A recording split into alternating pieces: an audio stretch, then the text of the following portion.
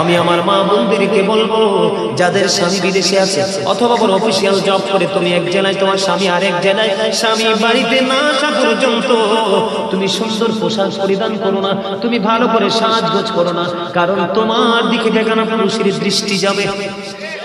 আল্লাহর হাবিবকে প্রশ্ন করা হলো, ইয়া রাসূলুল্লাহ, দেবর সম্পর্কে আপনি কি বলবেন? আমার নবী বললেন, একটা নারী তার দেবরের সাথে দেখা করার চাইতে তার মৃত্যু অনেক ভালো। জোরে জোরে বলেন না নাউজুবিল্লাহ। এখন অনেক স্বামী, অনেক বিবি আছে বন্ধু, দেবরের চেয়ে স্বামীর চাইতে দেবরের সাথে প্রেম বেশি। আমার কথা বলেন ঠিক না বেঠিক? আল্লাহর হাবিব সরকারে মদিনা তিনি বলে দিয়েছেন, আমাদের মধ্যে কিন্তু কিছু মর্দা মহিলা আছে।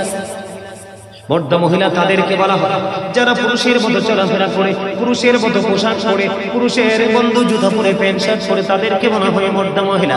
আল্লাহর হাবিব সরকারে মদিনা তিনি বন্ধু বলে দিয়েছেন, তিনি বলে দিয়েছেন মর্দা মহিলাদের জন্য জাহান্নাম বরাদ্দ, আর জাহান্নামের মধ্যে তাদের জন্য খাবার বরাদ্দ।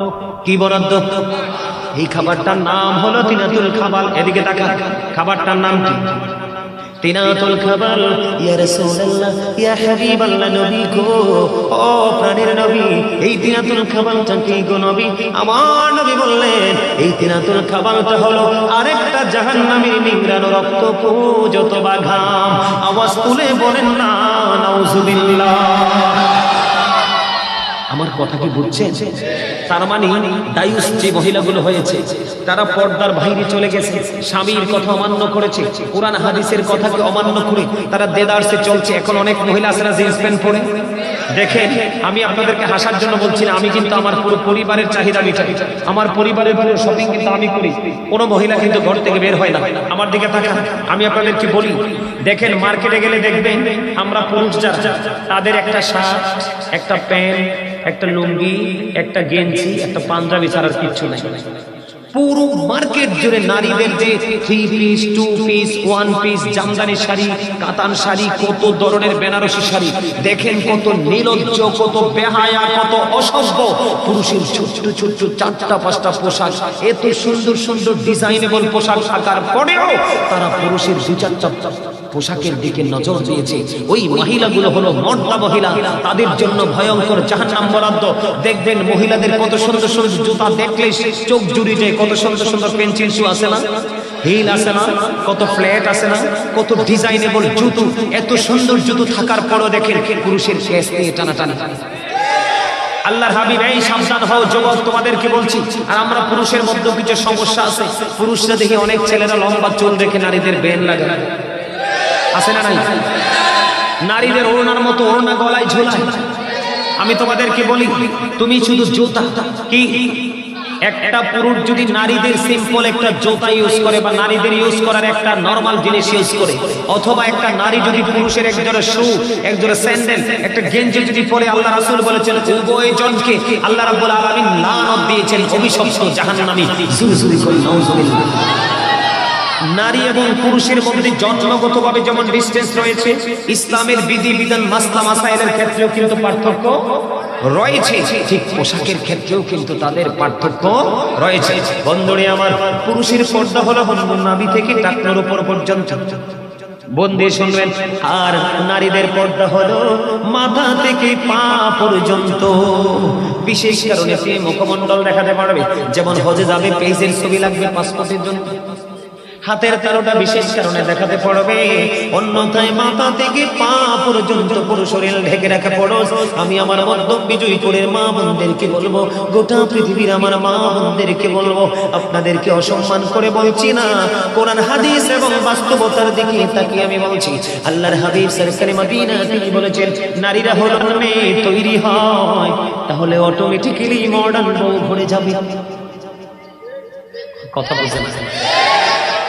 তাহলে নারীর পর্দার সম্পর্কে আপনাদের আরেকটা বিষয় হলো, নারী এবং পুরুষ, যুবক এবং যুবতী উভয় বন্ধু পর্দা হারিয়ে ফেলেছে।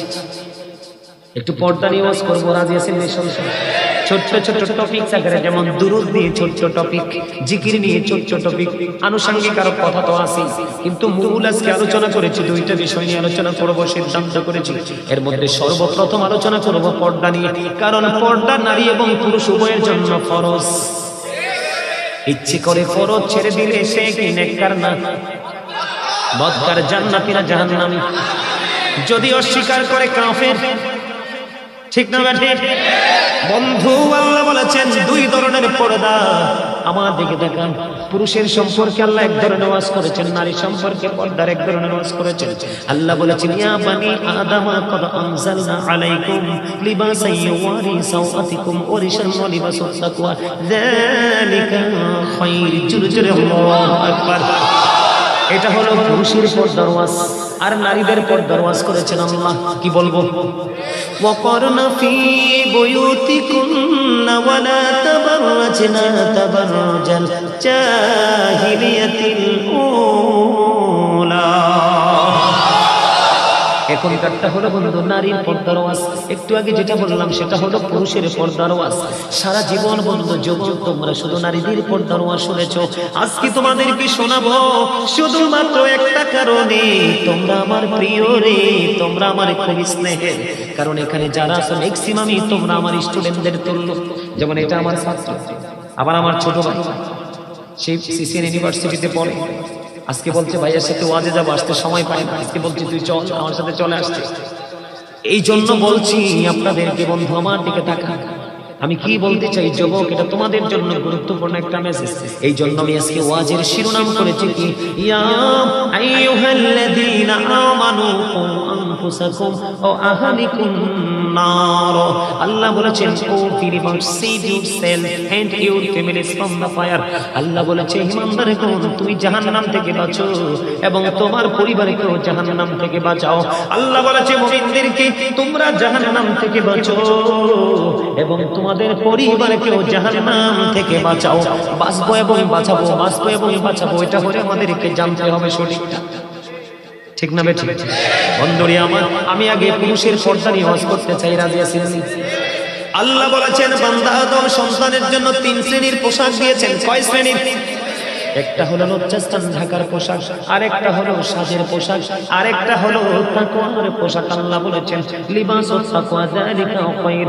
আল্লাহর কাছে সবচেয়ে উত্তম পোশাক হলো বন্ধু তাকওয়ার পোশাক।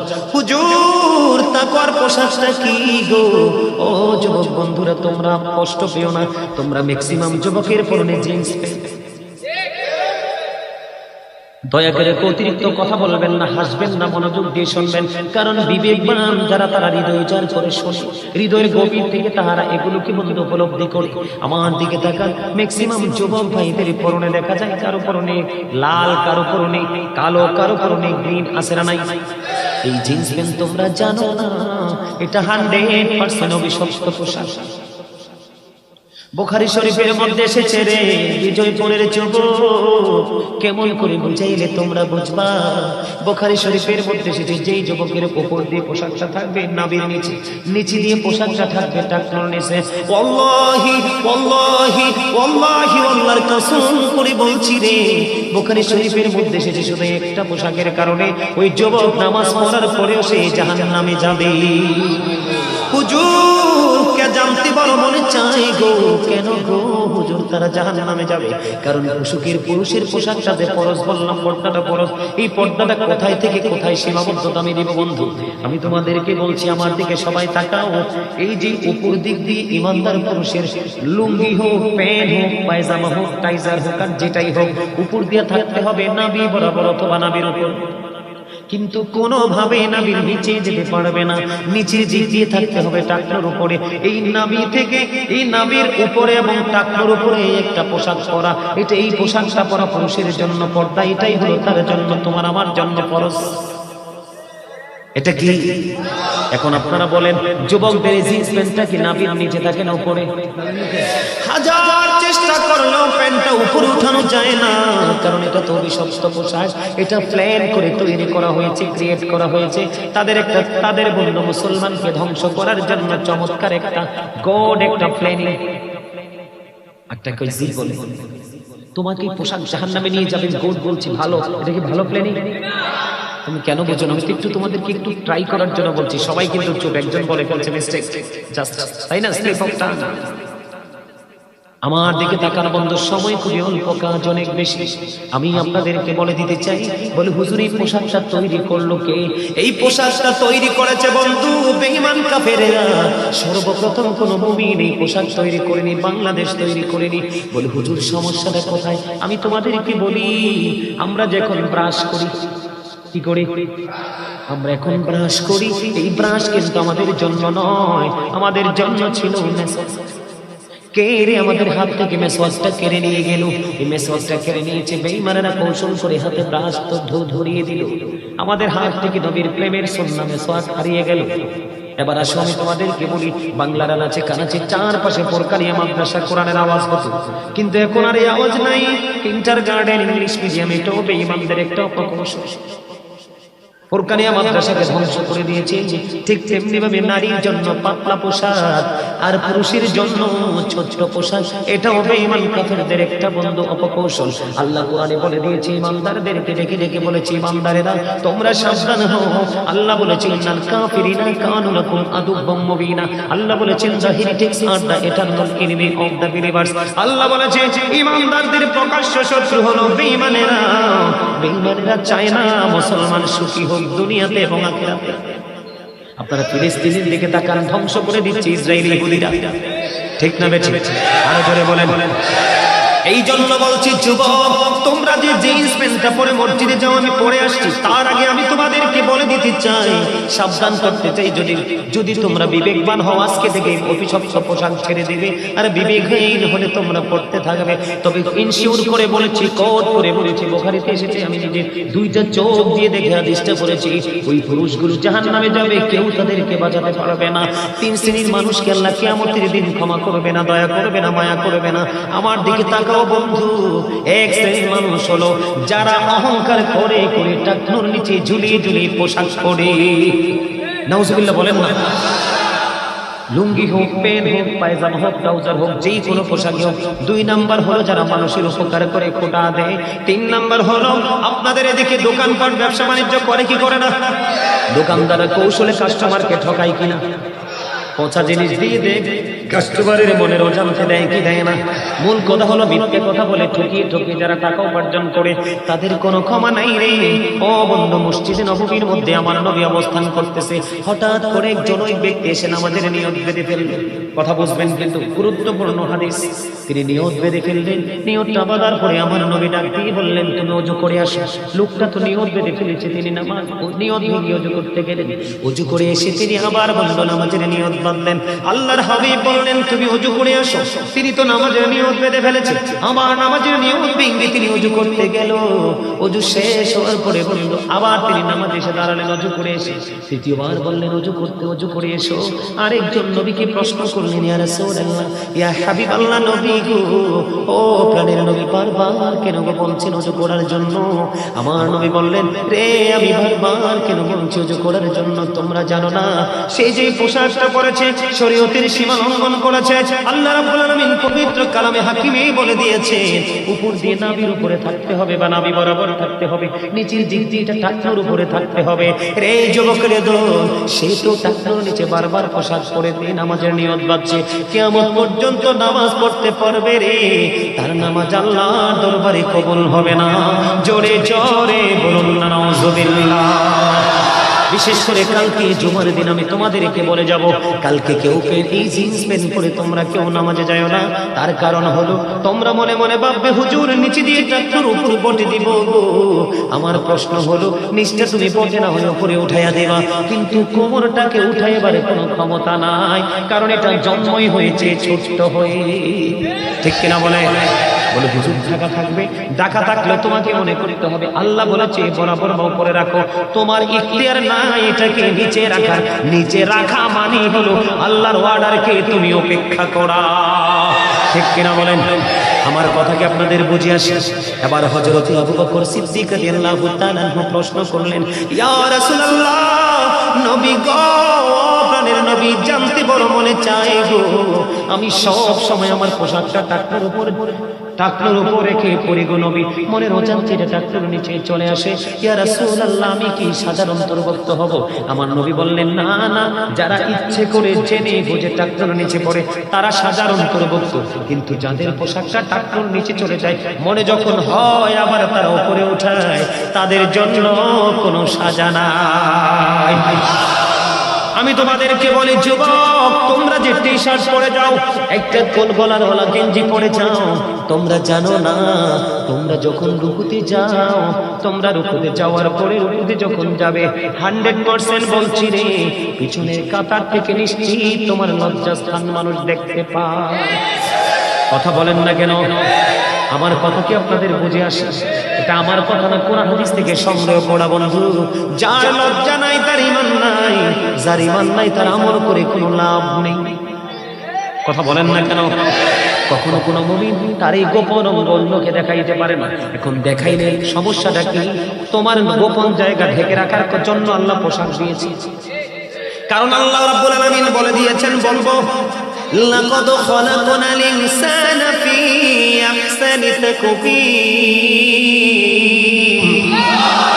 আল্লাহ মানুষকে সুন্দর করে বানিয়েছে, এই সুন্দর মানুষকে আরো সুন্দর রাখার জন্য পোশাক দিয়েছে, তুমি লজ্জাস্থান দেখানোর জন্য না। এরে মধ্যম বিজয়পুরের যুবক, হৃদয় খুলে শোনো বন্ধু, ও বন্ধু কথাগুলো উড়িয়ে দিও না। অত্যন্ত ভয়ঙ্কর এই পোশাকটারে। তুমি যখন নামাজে গেলা, রুকু গেলা, পিছনের কাতার থেকে আরেকজন তোমার লজ্জাস্থানটা দেখতে পাইলো, আর ওই ব্যক্তির ক্ষতি হলো কি? ওই ব্যক্তির ক্ষতি হলো তার চোখের জিনা হয়েছে। কারণ জিনা না আইনান নাজরু, চোখের জিনা হলো, চোখের পাপ হলো নোংরা জিনিস দেখা। এখন তুমি নও, তুমি তোমার গোপন লজ্জাস্থান দেখিয়ে রেখেছো, চোখের কাজকে দেখা নাকি বন্ধ করে রাখা। তুমিও পাপী, তুমিও জাহান্নামী, আরেকজনকেও তুমি জাহান্নামী বানিয়েছো। এই জন্য বলছি আগামী কালকে জুমার দিন বিজয়পুরের যুবক, তোমরা জিন্স পেন অভিশপ্ত পোশাক ছেড়ে দিও। আগামী কালকে থেকে বলো, হুজুর আমরা তো অফিসিয়াল জব করি, সমস্যা নাই, দর্জি দোকানে যাবে, তোমরা দর্জি দোকানে গিয়ে মাজা বরাবর মাপ দিয়ে প্যান্ট বানাবা, শু পরবা, টাকনুর উপরে প্যান্টটা থাকবে, দেখবে তুমি এইভাবে একটা প্যান্ট পরে তুমি ছবি তুলে তোমার আপনজনকে দেখাবা, অথবা এইভাবে প্যান্টটা পরে তোমার ঘরের সদস্যকে দেখাবা, জিন্স প্যান্টটা পরে ঘরের সদস্যকে দেখাবা, তাদেরকে বলবে তোমরা বিচার করো আমার ওই পোশাকটা সুন্দর নাকি জিন্স প্যান্টটা সুন্দর।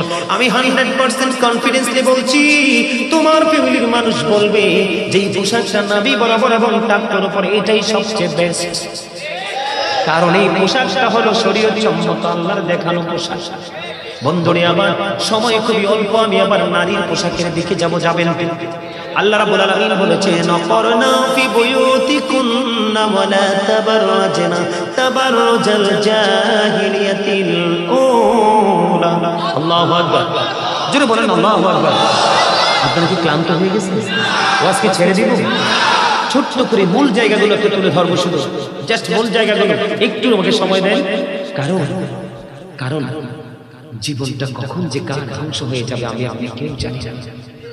জীবনে মৃত্যুবরণ করার আগে আমার দিকে তাকান, মৃত্যুর 1 সেকেন্ড আগেও যদি আপনি একটা তথ্য জেনে আমল করে যান, কেঁদে কেঁদে আল্লাহকে যদি বলেন, আল্লাহ জীবনে তো শুনিনি, শুধু মৃত্যুর কিছুক্ষণ আগে বা একদিন আগে গাজী সুলাইমান থেকে বক্তব্যটা শুনে তো আমল ধরেছি, আল্লাহ অতীতের কর্মের জন্য আমি অনুতপ্ত, অনুশোচনা করছি।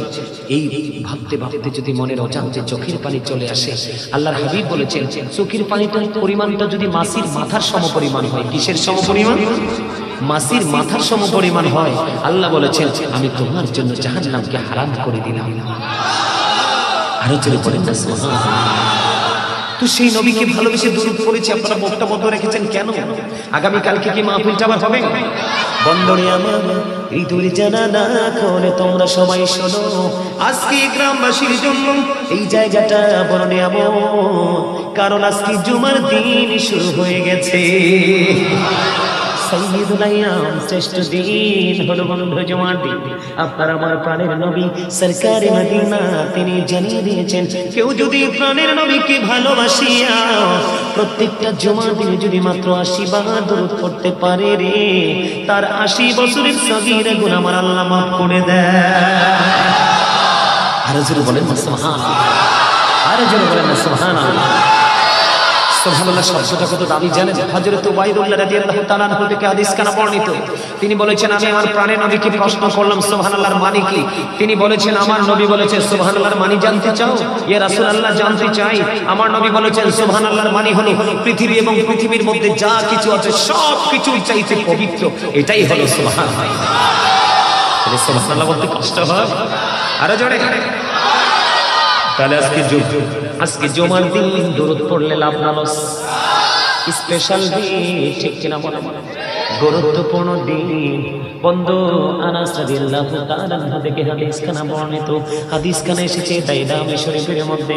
আমার নবী, আপনার নবী, দু জাহানের বাদশা নবী সরকারে মদিনা, তিনি বলে দিয়েছেন, বন্ধু কেউ যদি প্রাণের নবীকে ভালোবেসে প্রত্যেক দিনে 1000 বার দরুদ পড়ে, সে যুবক হোক বা যুবতী হোক, বৃদ্ধ হোক বা বৃদ্ধা হোক, যেই হোক, পুরুষ হোক বা নারী হোক, আমার নবী বলেছেন কেউ যদি প্রাণের নবীকে ভালোবাসিয়া প্রত্যেকটা জুমার দিনে প্রতিদিন যদি 1000 বার দরুদ পড়তে পারে রে, সেই জান্নাত না দেখা পর্যন্ত তার মরণ হবে না।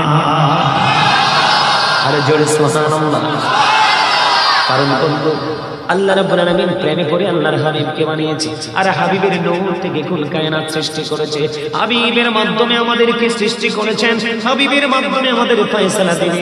নবীজি পৃথিবীর বুকে এসে বলেছেন রব্বি হাবলি উম্মতি, আর কাল কিয়ামতের ময়দানে নবীজির জবান মুবারকে থাকবে রব্বি সাল্লিম রব্বি সাল্লিম, শুধু উম্মতের শান্তি কামনা করবে। সেই নবীকে ভালোবেসে দরুদ পড়ার দরকার আছে না নাই? আমার বয়সটা কি, আমার কথাগুলো কি আপনাদের কাছে স্পষ্ট? বুঝতে কি কোনো অসুবিধা হয়? যদি অসুবিধা হয় আমাকে ইনফর্ম করবেন, জানাবেন। বন্ধুরে আমার, এবার আমি ছোট্ট করে বলবো, বড় দুঃখ লেগেছে। জিকির যখন করলাম, ছন্দ যখন মিলিয়ে দিলাম, জিকিরের স্বাদ বাড়ার জন্য লবণ ছাড়া যেমনি বন্ধু খাবার মজা হয় না, তেমনি প্রেম ছাড়া কখনোই আমল মজা লাগে না।